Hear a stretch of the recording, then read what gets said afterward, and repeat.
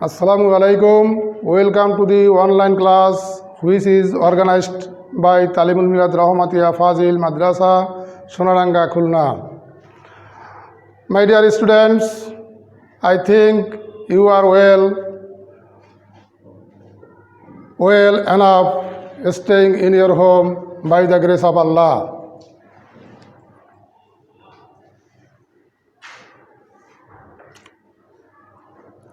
Today our topic is narration.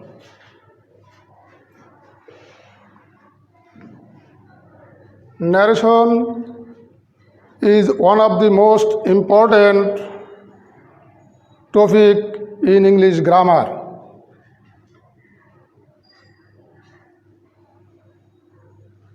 তাহলে চলো আমরা যাই narration কি আমরা জেনে নিই। In English, such in our mother tongue, we need to report message, news, request, commands, etc. of a person or person to others.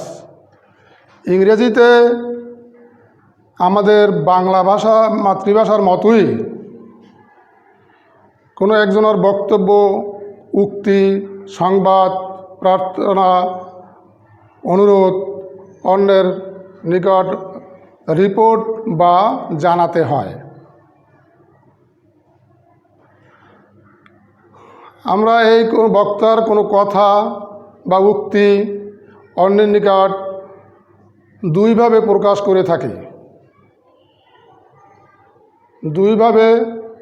করে থাকি। একটা হচ্ছে বক্তার কথা হুবহু উদ্ধৃতি করে অন্যের নিকট বর্ণনা করা বা জানানো। আবার বক্তার কথা হুবহু উদ্ধৃতি না করে অন্যের নিকট জানানো বা রিপোর্ট করা। স্বাভাবিকই তাহলে আমরা দেখতে পাচ্ছি ন্যারেশনকে দুইটা ভাগে ভাগ করা হয়েছে। একটা হচ্ছে ডাইরেক্ট স্পিচ আর একটা হচ্ছে ইনডাইরেক্ট স্পিচ। ডাইরেক্ট স্পিচ আমরা যখন ন্যারেশনের বিষয়টা আমরা জানতে পারলাম, তখন সেখানে দেখা যাচ্ছে যে বক্তার কথা যখন হুবহু আমরা অন্য কারো কাছে রিপোর্ট করি বা জানাই, তখন তাকে ডাইরেক্ট স্পিচ বলা হয়। এই ডাইরেক্ট স্পিচের কতগুলো ডিভাইস আছে যেগুলো আমাদের জানা খুবই প্রয়োজন। এই ডিভাইসগুলো সম্পর্কে যদি আমাদের জ্ঞান না থাকে, তাহলে আমরা এই ন্যারেশন বা স্পিচ এটা আমরা পরিবর্তন করতে পারবো না। আমাদের পরীক্ষায় সাধারণত ডাইরেক্ট স্পিচ থেকে ইনডাইরেক্ট স্পিচ এ পরিণত এটা এসে থাকে। আমাদের সংজ্ঞা আসে না, কাকে বলে, কত প্রকার কী কী, এগুলো আমাদের কিছুই আসে না। চলো আমরা জেনে নেই ডাইরেক্ট স্পিচের অবস্থান, ডিভাইসগুলো, ডাইরেক্ট স্পিচের অবস্থান এবং ডিভাইসগুলো আমরা জেনে নিই। ডাইরেক্ট স্পিচে বক্তা যে ভার্বটা ব্যবহার করে তাকে বলা হয় রিপোর্টিং ভার্ব। সংক্ষেপে আমরা এটাকে আরবি বলি। বক্তা যে ভার্বটা ব্যবহার করে তাকে রিপোর্টিং ভার্ব বা প্রিন্সিপাল ভার্বও বলা হয়। রিপোর্টিং ভার্ব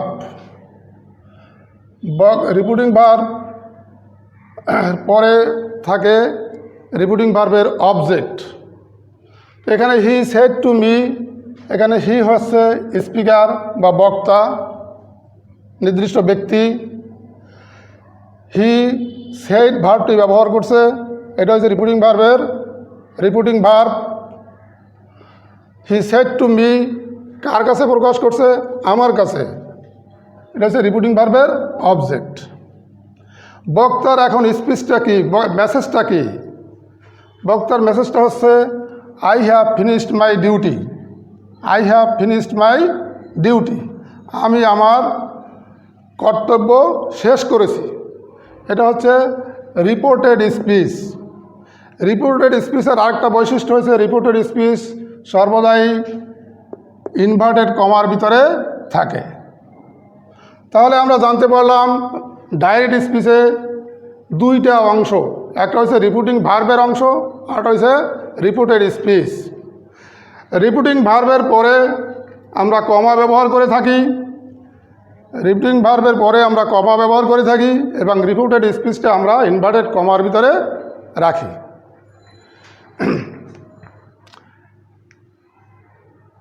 এই হচ্ছে আমাদের ডাইরেক্ট স্পিচের বর্ণনা।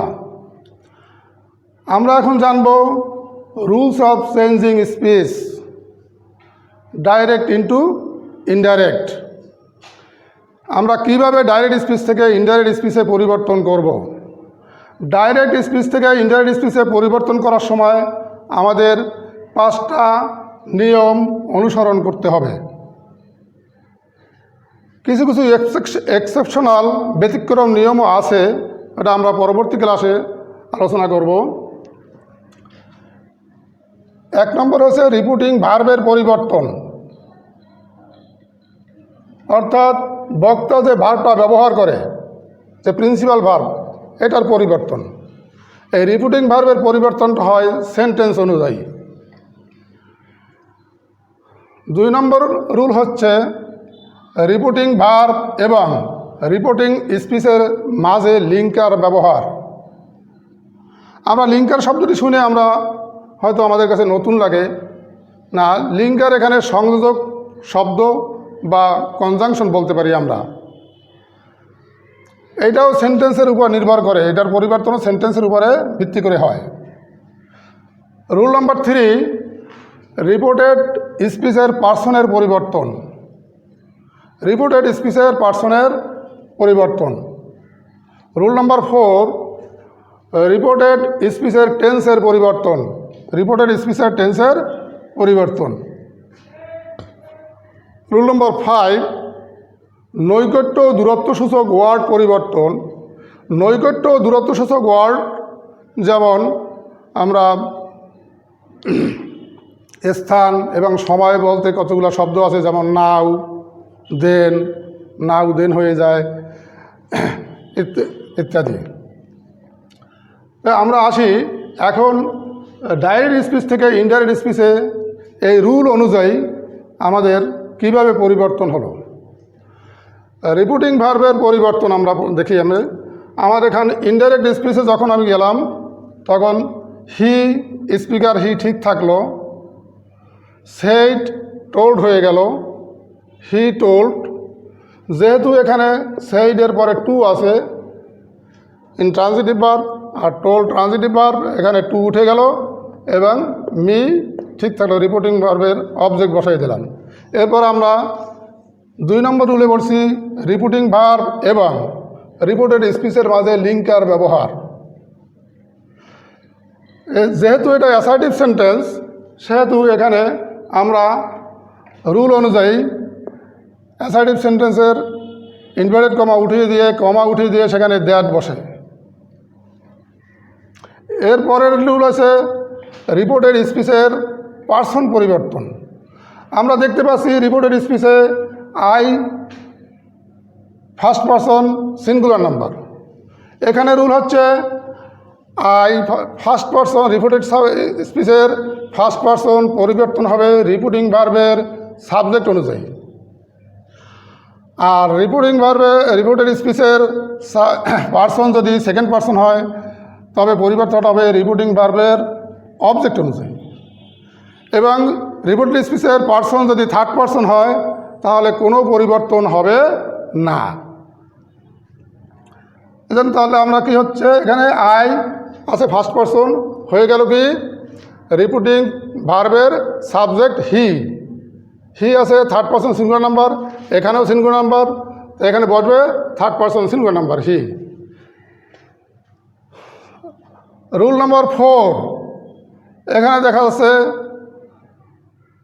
রিপোর্টেড স্পিচের টেন্সের পরিবর্তন। রিপোর্টেড স্পিচের টেন্সের পরিবর্তন হলো এই, যদি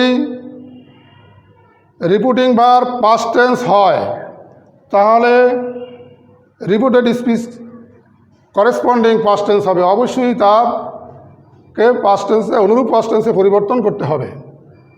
তাই প্রেজেন্ট পারফেক্ট টেন্স যেহেতু আছে এখানে হয়ে যাবে পাস্ট পারফেক্ট টেন্স, সেজন্য এখানে হি হ্যাড, হ্যাভের পরিবর্তে হ্যাড পাস্ট টেন্সে, ফিনিশড পাস্ট টেন্সে ভার্বের past participle finished, my first person এবং পসেসিভ ফর্ম। তা ফার্স্ট পারসন পরিবর্তন হয় রিপোর্টিং ভার্বের সাবজেক্ট অনুযায়ী। রিপোর্টিং ভার্বের সাবজেক্ট আছে হি, থার্ড পারসন সিঙ্গুলার নাম্বার, তা মাই হয়ে যাবে এই থার্ড পারসন এই হি অনুযায়ী। তা মাই এখানের অবস্থান আছে পসেসিভ ফর্ম, এখানে হি এর পসেসিভ ফর্ম হচ্ছে হিজ, আর বাকি শব্দ ডিউটি থেকে গেল। তাহলে আমরা দেখতে পাচ্ছি he said to me I have finished my duty, সে আমাকে বলেছিল I have finished my duty, আমি আমার কর্তব্য শেষ করেছি। এখানে অর্থ দাঁড়াচ্ছে হি টোল্ড মি দ্যাট, সে আমাকে বলেছিল যে he had finished his duty, সে তার কর্তব্য শেষ করেছে। ডাইরেক্ট স্পিচে রিপোর্টেড স্পিচ অর্থাৎ বক্তার কথা হুবহু রিপোর্ট করা হচ্ছে বা জানা হচ্ছে। ইনডাইরেক্ট স্পিচে বক্তার কথা হুবহু উদ্ধৃতি করা হয়নি।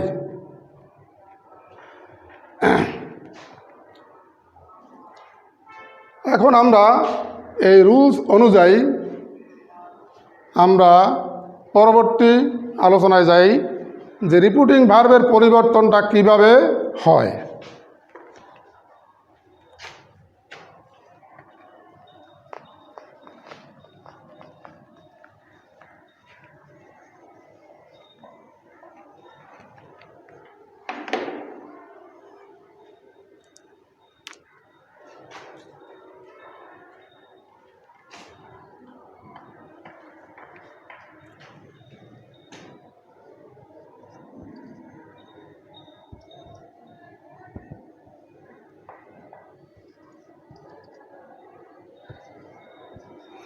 He says,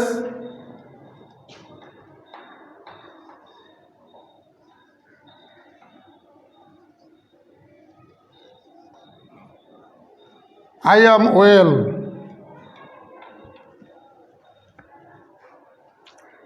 রিপোর্টিং ভার্ব পরিবর্তন করার সময় আমাদের মনে রাখতে হবে রিপোর্টিং ভার্ব যদি প্রেজেন্ট টেন্স অথবা ফিউচার টেন্স হয় তাহলে রিপোর্টেড স্পিচের রিপোর্টিং ভার্বের কোনো রিপোর্টেড স্পিচের টেন্সের কোনো পরিবর্তন হবে না, এটা হচ্ছে রুল নাম্বার 4। কিন্তু আমরা এখানে করতেছি রিপোর্টিং ভার্বের পরিবর্তন। রিপোর্টিং ভার্ব যদি শেষ থাকে এবং এরপরে যদি কোনো অবজেক্ট না থাকে তাহলে এর কোনো পরিবর্তন করার প্রয়োজন হয় না।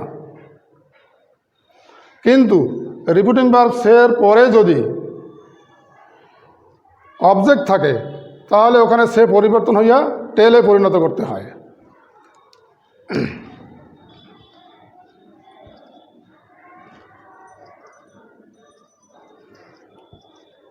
তো দেখা যাচ্ছে হি সেজ দ্যাট হি হবে রিপোর্টিং ভার্বের সাবজেক্ট অনুযায়ী হি, এখানে যেহেতু রিপোর্টিং ভার্ব প্রেজেন্ট টেন্স এখানে রিপোর্টেড স্পিচের টেন্সের কোনো পরিবর্তন হবে না, he is well.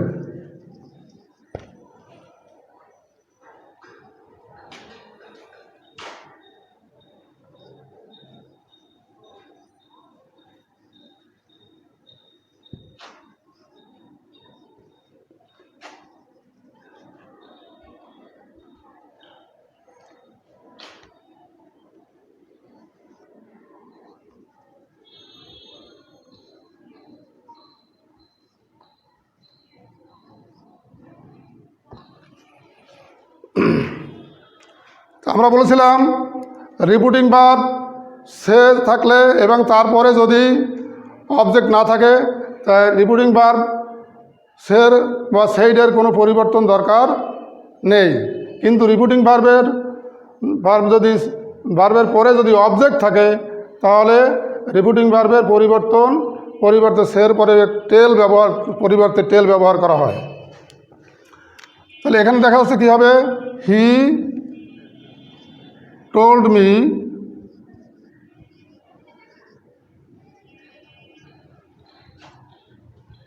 that he was busy, নাও হয়ে যাবে দেন। যেমন এখানে 5 নম্বর রুলে লেখা আছে নৈকট্য দূরত্ব সূচক ওয়ার্ডের পরিবর্তন। এখানে আমরা সের কোনো পরিবর্তন করি নাই। যদি এটা পাস্ট টেন্সে থাকতো আর অবজেক্ট যদি না থাকতো তাহলে এখানে আমরা এই রিপিটিং ভার্বের কোনো পরিবর্তন করতাম না। কিন্তু যেহেতু এখানে রিপিটিং ভার্বের পরে অবজেক্ট আছে, সেখানে আমরা সের পরিবর্তে আমরা টেল ব্যবহার করছি। আর অন্যান্য নিয়ম সবই ঠিক রয়েছে। পার্সন পরিবর্তন করেছি আমরা, এবং এই যে শব্দ নৈকট্য এবং দূরত্ব সূচক যে ওয়ার্ডের পরিবর্তন, সেটাও এই উদাহরণটার মাধ্যমে আমরা দেখতে পারলাম। এই হলো রিপিটিং ভার্বের পরিবর্তন।